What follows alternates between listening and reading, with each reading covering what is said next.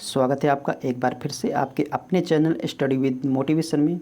तो इस वीडियो में एक बार फिर से उस भर्ती की बात करेंगे जिसे 8 साल से केवल और केवल तारीख ही मिली है, और वो भर्ती है कंबाइंड टेक्निकल सर्विस 2016। केवल 16,000 के आसपास ही अभ्यर्थी हैं जिन्होंने एग्ज़ाम दिया है, और एग्ज़ाम हुए 7 महीने से ऊपर हो गए हैं, लेकिन अभी तक रिज़ल्ट जारी नहीं किया गया है। बात करेंगे कंबाइंड टेक्निकल की, तो मैंने आपको पहले ही बताया था कि आयोग के ऊपर से विश्वास उठ चुका है, क्योंकि कहा गया कि आपका जो रिज़ल्ट है वो अक्टूबर मंथ में जारी होगा, लेकिन अक्टूबर में भी जारी नहीं हुआ। तो 16,000 के आसपास ही कैंडिडेट हैं और 7 महीने का इंतज़ार करा दिया गया।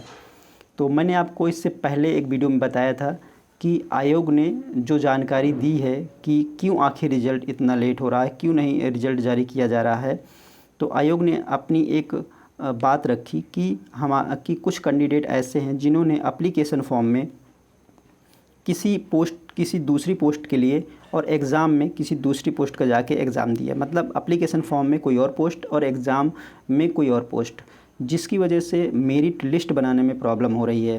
तो चलो ठीक है, मान लिया कि ऐसी स्थिति है, तो 16,000 के आसपास ही केवल कैंडिडेट है, और 1,000 के आसपास हो सकता है अभ्यर्थी हों जिन्होंने ये गलती की है। मैंने ज़्यादा बता दिया, हो सकता है कम ही हो। तो आयोग को ऐसे अभ्यर्थियों को अलग करके बाकी जो कैंडिडेट है उन पे मेरिट लिस्ट तैयार करनी चाहिए, लेकिन आयोग ने नहीं ऐसा किया है, बस रिज़ल्ट का इंतज़ार ही करा रहा है। इससे पहले भी मैंने आपको एक वीडियो में बताया था कि जो नवंबर में कि कोई 2 भर्तियों के रिज़ल्ट आ सकते हैं, ASO final result, JE final result और कंबाइंड टेक्निकल का, इनमें से कोई 2 रिज़ल्ट आ सकते हैं। लेकिन जो जानकारी मिली थी वो मैं आपको बता रहा हूँ, लेकिन आयोग के ऊपर कोई भरोसा नहीं है कि हो सकता है फिर से इनकी डेट टाल दी जाए। लेकिन उम्मीद है कि नवंबर में 2 रिज़ल्ट आएंगे।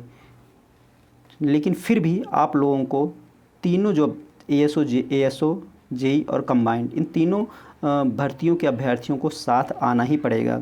अगर आप साथ आएंगे और आयोग में अपनी बात रखेंगे, तभी आयोग के कान में जू रेंगेगी, नहीं तो आयोग ऐसे ही शांति बनाए बैठा रहेगा।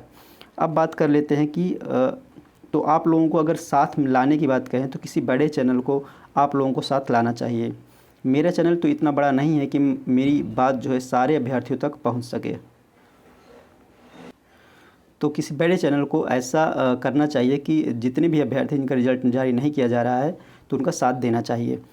तो अब शायद कुछ जानकारी मिली है कि कल कुछ जेई के अभ्यर्थी हैं जो आयोग जा रहे हैं। तो लखनऊ के अगर आप रहने वाले हैं तो आप भी जेई और एएसओ के कुछ अभ्यर्थी शायद जा रहे हैं, तो आप भी ज़रूर जाइएगा अगर आप लखनऊ के हों तो, क्योंकि आप लोगों का साथ आना बहुत ज़रूरी है रिज़ल्ट जारी करने के लिए। और एक चीज़ कि 9 नवंबर से पहले अगर आपका रिज़ल्ट आ रहा है तो ठीक है, नहीं तो फिर देख रहे हैं आपकी छुट्टियां ही छुट्टियां हैं।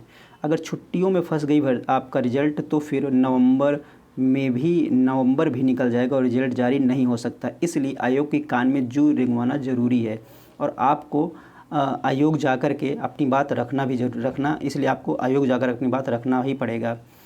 अब UPSSC जो परीक्षा अब तो एग्ज़ाम तो होता ही है, बाकी त्रिस्तरीय उसका एक अलग तरीके से चल रहा है। जैसे एग्ज़ाम के लिए प्रदर्शन करो, रिज़ल्ट के लिए प्रदर्शन करो, रिज़ल्ट के बाद DV हो जाए, उसके बाद फाइनल रिज़ल्ट के लिए प्रदर्शन करो।